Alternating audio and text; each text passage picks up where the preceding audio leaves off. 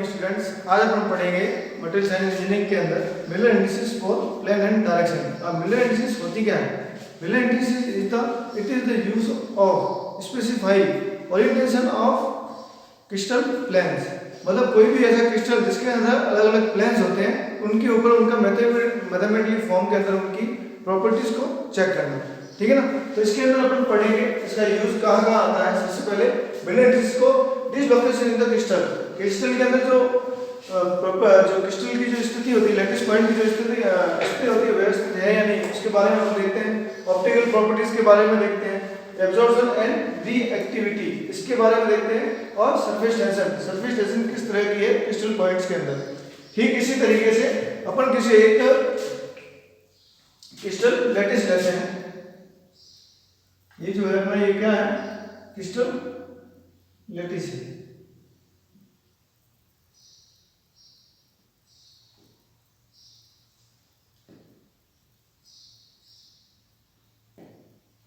इसको क्या बोलते हैं? Crystal lattice. और ये क्या कहलाएगा अपना?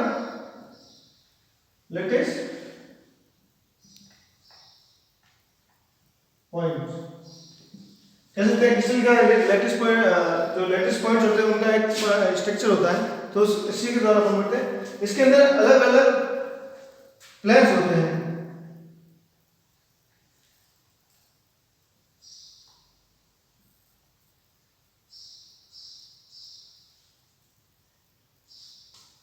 एक वर्टिकली होते हैं, दूसरे हॉरिजॉन्टली, और तीसरा अपन किसी एंगल के ऊपर इनको ओरिएंट करते हैं।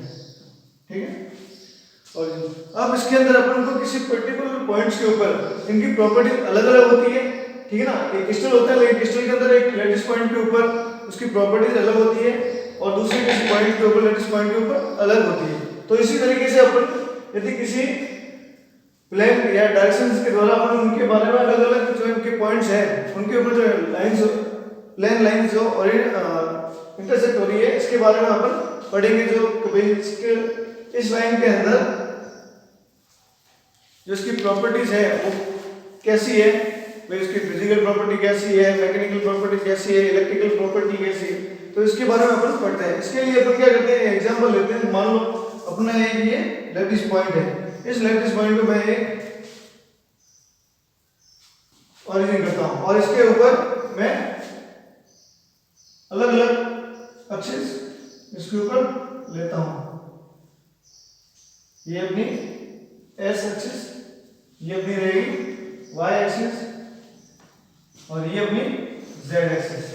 अब इसके अंदर मैं क्या करूंगा? इसके अंदर फर्स्ट इस ओरिजिन के ऊपर मुझे इनकी फिजिकल प्रॉपर्टीज वगैरह चेक करनी है। तो इसके लिए मैं क्या करूंगा? इसके ऊपर जो एक्स एक्सिस के ऊपर मैं क्या करूंगा? अलग अलग पॉइंट इंटरसेक्ट करूंगा। 1 2 3 और ये 4। इसी तरीके से मैं y एक्सिस के लिए इसके लिए b 2b 3b और ये 4b, इसको क्या बोलते हैं? और मैं z एक्सिस के लिए लेता हूं c 2c 3c और ये 4c। इसके अंदर जो मैंने अल्फाबेट लिए हैं ए बी सी, ठीक है ना? ये ए बी सी क्या है? प्रिमिटिव है, ठीक है ना? तो इसके अंदर अब मेरे को इस जो हॉरिजन है, मैंने एक पॉइंट लिया लैटिस पॉइंट, इसके ऊपर मुझे इसकी प्रॉपर्टीज निकालनी है।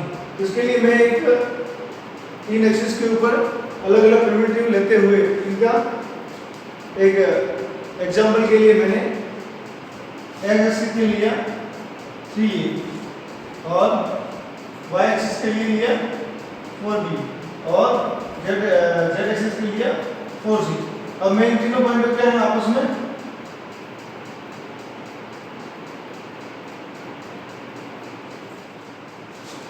तो आगे अपन ने इस पॉइंट के लिए अपन को मिलर इंडिसेस निकालने थे। इस जो प्लेन है इसके लिए मिलर इंडिसेस क्या क्या रहेंगे? तो मिलर इंडिसेस इसके लिए रहेगा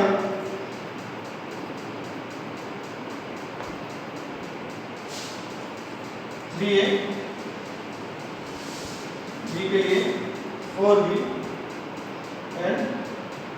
3C 4C, ठीक है। तो इसके अंदर अपना जो मिलर इंडिसेस निकलेगा वो क्या रहेगा,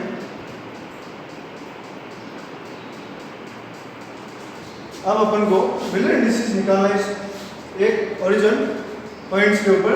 तो इसके अंदर अपन निकालेंगे, तो इसके अंदर पहले अपन बात कर चुके हैं कि इसके अंदर x y z 3 डायरेक्शन इसके अंदर लेते हैं और उस डायरेक्शन के ऊपर अलग अलग पॉइंट इंटरसेक्ट करते हैं। जैसे अपन ने x के लिए लिया है a 2a 3a और 4a, उसी तरीके से y एक्सिस के ऊपर अपन ने लिया b 2a 2b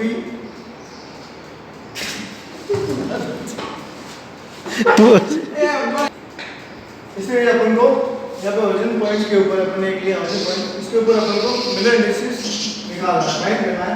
तो इसके लिए मैंने यहाँ से 3 एक्सिस निकाली है x y और z। इसके अंदर मैं 3 एक्सिस के ऊपर मैं अलग अलग पॉइंट इंटरसेक्ट करता हूँ। x डायरेक्शन एक्सिस के लिए मैंने लिया है a 2a 3a और 4a। उसी तरीके से मैंने y के लिए लिया है b 2b 3b और 4b। इसी तरीके से मैंने z एक्सिस के लिया है c 2c 3c और 4c। अब इनके ऊपर मैंने कोई इसको फाइंड करने के लिए मैंने इनके ऊपर एक समझने के लिए इसके ऊपर एक इमेज ले ली, अपन को पॉइंट लिए हैं जिसके अंदर अपन उसका मिलर इंडिसेस निकालेंगे, ठीक है। तो इसके अंदर मैंने s एक्सिस के लिए लिया है मैंने 2a, यहाँ पे y के लिए 2b और z एक्सिस के ऊपर लिया है 4c। इन तीनों को मैं क्या करता हूँ, मिलर इंडिसेस निकालने के लिए इन तीनों को मैं आपस में मिलाता हूँ। तो अपने पास एक प्लान तैयार होता है। तो मिलर इंडिसेस ज्ञात कैसे करते हैं, मतलब फाइंड कैसे करते हैं, तो इसके 5 स्टेप हैं। तो पहले स्टेप की तरफ अपन आते हैं। तो पहला जो स्टेप है इसके अंदर क्या होता है कि जो अपना जो मिलर इंडिसेस अपने लिया है, तो उन तीनों को क्या करता हूँ मैं, take a point of atom at origin and contracts 3 coordinates axis, find the intercept of the plane along 3 coordinate axis. तो इसके अंदर क्या है कि 3 कोऑर्डिनेटर है, उसके ऊपर मुझे 3 पॉइंट्स अलग अलग लेने हैं। तो अपन ये 3 पॉइंट्स लिए, उनको मैंने क्या लिया, यहाँ पे क्या कर लिया, यहाँ पे लिख दिया। ये अपना पहला स्टेप है। दूसरे स्टेप के अंदर अपन क्या करेंगे, express the intercept as multiples of the ABC. अब जो इनके साथ मैंने जो एबीसी एबीसी और जो लिए थे इनके जिनको बोला जाता है अपन को प्रिमिटिव पॉइंट्स, तो उनको मैंने क्या है प्रिमिटिव को हटाते हुए यहाँ पे लिखता हूँ। तो यहाँ पे 3 4 और 4, ठीक है। x के लिए 3, y के लिए 4 और z के लिए अपना क्या था 4। तो उसी तरीके से स्टेप 3 के अंदर जब अपन आते हैं, तो स्टेप 3 के अंदर अपन इनको जो take reciprocates of the intercept, जो अपन ने जो इंटरसेप्ट लिए हैं उनको क्या करूंगा मैं, रेसिप्रोकेट्स कर लूंगा, डिवाइडेड कर लेंगे। तो इसके अंदर 1/3 1/4 और 1/4 हो जाएगा। तो ये अपने 3 स्टेप यहाँ पे कंप्लीट होते हैं। और चौथे स्टेप्स के लिए अपन इसके अंदर लेते हैं। तो इसके अंदर reducing reciprocates of the intercept into smallest they set of integer in the same ratio by multiplying with their LCM। इसके अंदर जो अपना जो स्टेप 3 के अंदर जो रेसिप्रोकेट करना है, तो इसमें से मिनिमम जो इसका निकालने के लिए, मिनिमम वैल्यू निकालने के लिए मैं क्या करता हूँ, इसके द्वारा इसके एलसीएम निकालता हूँ। इस एलसीएम निकालने के बाद में इसकी जो वैल्यू हो जाएगी वो मिनिमम आ जाएगी। तो उस मिनिमम वैल्यू को निकालने के लिए मैं इनका एलसीएम लेता हूँ। जैसे इसका जो 3 और 4 का एलसीएम बाहर रहेगा तो 12 रहेगा। 12 के साथ मैं इनका क्या कर लेता हूँ, मल्टीप्लाई करने के बाद में जो अपने पास पॉइंट्स रहेंगे 4 x एक्सिस के लिए, 3 y के लिए और z रहेगा, अपने z के लिए रहेगा 3। तो इस तरीके से अपन स्टेप अपना फॉर्म कंप्लीट होता है। और स्टेप 5 के अंदर क्या होता है, दे डिनोटेड ऑफ द फॉर्म, इसको जो इसकी फॉर्म होती है जो मिलर इंडिसेस को इसको जो डिफाइन करते हैं वो h के l के अंदर डिफाइन करते हैं। और इसके अंदर कोई भी कोमा अपन यूज में नहीं लेते हैं। यदि 2 डिजिट में रहता है तो उसके अंदर अपन कोमा काम में ले सकते हैं। तो इस तरीके से h के l इसके बीच में कोई कोमा नहीं होगा। तो इस तरीके से अपना जो मिलर इंडिसेस है इसके बारे में अपन इसके आगे इसके एग्जांपल लेते हुए अपन आगे नेक्स्ट क्लास के अंदर इसको पढ़ेंगे। धन्यवाद।